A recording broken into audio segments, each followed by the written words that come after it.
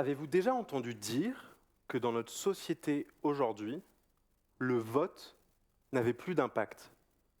La dernière fois que vous êtes allé voter, vous êtes allé dans votre bureau de vote, vous avez glissé votre bulletin dans l'urne.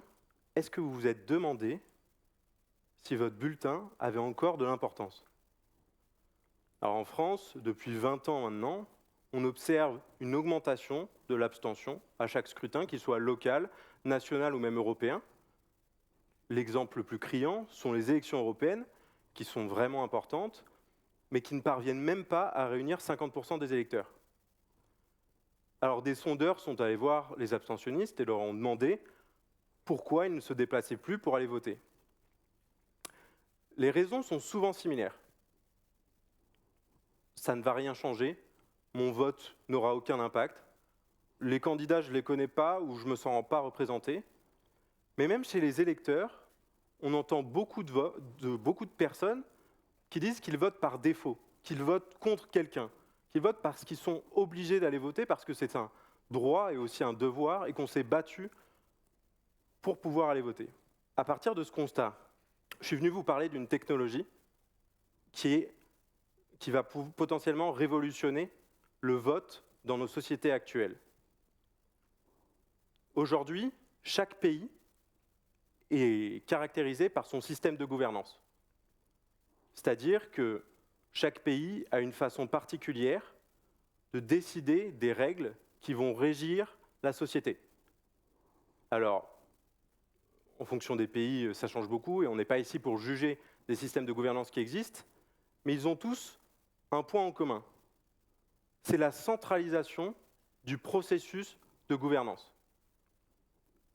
Alors, imaginez une société où voter, ce ne serait pas voter pour des représentants ou voter pour des compromis, mais voter pour des décisions concrètes, des aspects qui nous touchent réellement.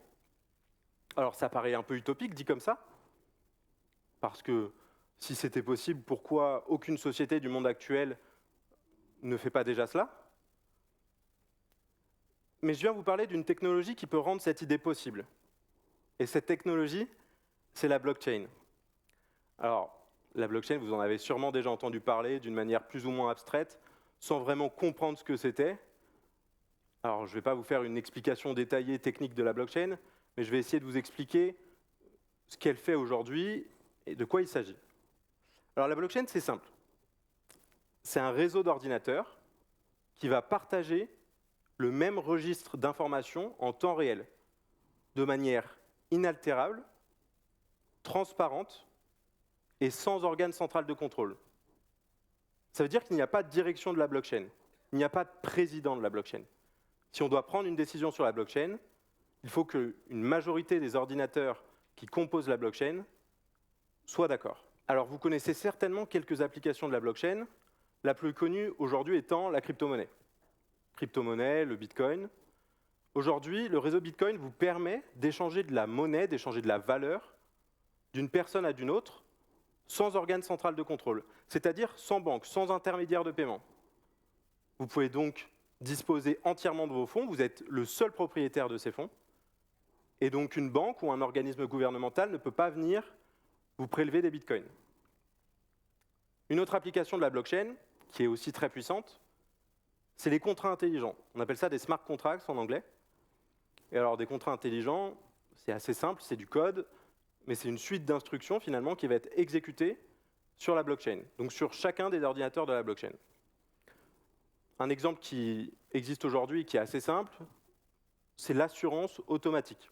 C'est-à-dire que si vous voulez prendre un vol demain, vous voulez aller à New York et que vous voulez être remboursé au cas où votre vol est en retard ou votre vol est annulé, vous allez souscrire un contrat d'assurance sur la blockchain, et au moment où votre avion atterrit ou au moment où votre avion est annulé, l'information remonte de sources concordantes et indépendantes, et vous êtes automatiquement remboursé. Mais la dernière application dont je veux vous parler, ce sont les organisations décentralisées autonomes. On appelle ça des DAO en anglais. Alors une organisation décentralisée autonome, qu'est-ce que c'est? Ça repose sur ces contrats intelligents, et c'est surtout l'exact opposé des modèles de gouvernance actuels. Je vous ai parlé de centralisation. Eh bien, une DAO, c'est la décentralisation totale du processus de décision. C'est-à-dire que demain, que ce soit dans votre club de sport, dans votre association, dans votre arrondissement, dans votre quartier, vous pourriez voter sur des décisions qui vous impactent vous et votre communauté. Alors, je sais qu'il y a beaucoup de Parisiens dans la salle qui prennent sûrement les transports en commun pour aller soit sur leur lieu de travail ou à Paris-Descartes, justement. Et je pense que, alors je suis un fier usager de la ligne 13, et je pense que beaucoup de gens prennent des lignes de métro qui sont saturées le matin. Et c'est assez frustrant. En plus de ne pas être vraiment très agréable, c'est assez frustrant parce qu'à chaque fois, on arrive dans une station qui est bondée, un métro qui est bondé, et on va encore arriver en retard parce que le conducteur va nous dire « Désolé, régulation du trafic, il va falloir attendre 5 minutes ». Et je pense qu'il y a une frustration qui se crée chez les usagers de la RATP et des transports en commun parisiens. Et pourquoi pas créer une DAO, donc une organisation décentralisée autonome, pour gérer les transports en commun parisiens. C'est-à-dire proposer à l'ensemble des usagers de voter sur l'organisation des lignes ou sur des améliorations du réseau, en priorité sur d'autres. Alors vous pouvez me dire, aujourd'hui, les gens qui prennent des décisions sont des experts. Les gens, c'est des petits groupes de personnes, mais ils ont les compétences pour prendre ces décisions. À ça, j'oppose deux choses. Les organisations décentralisées autonomes prévoient ce genre de cas. Si moi, je prends la ligne 13, je ne vais pas aller voter pour des décisions qui vont affecter la ligne 14. Mais j'ai forcément un collègue qui prend la ligne 14 tous les matins, et je vais donc lui déléguer mon droit de vote sur cette décision particulière. Et lui pourra me déléguer son droit de vote sur la ligne 13.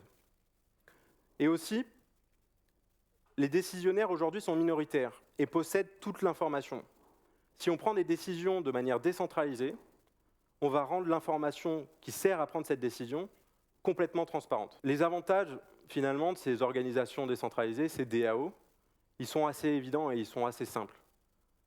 On va réimpliquer l'ensemble des citoyens au sein de leur communauté. On va bénéficier de l'intelligence collective car tout le monde a une expérience, un avis qui compte. Enfin, on va faire ça en toute transparence. On va répondre aussi à un problème très simple, les enjeux personnels. Aujourd'hui, les décisionnaires sont minoritaires et doivent prendre des décisions qui affectent des millions de personnes. Ils peuvent être tentés de prendre des décisions qui vont leur bénéficier avant de bénéficier au plus grand nombre. Si on prend une décision tous ensemble, elle devrait bénéficier au plus grand nombre et pas uniquement à ceux qui prennent la décision. Enfin, un dernier avantage, et il est de taille. Une DAO, donc une organisation décentralisée autonome, c'est possible dès maintenant. Il vous suffit d'un contrat intelligent, d'un site internet, rien qui change vraiment de l'ordinaire. Tout le monde a des compétences utiles.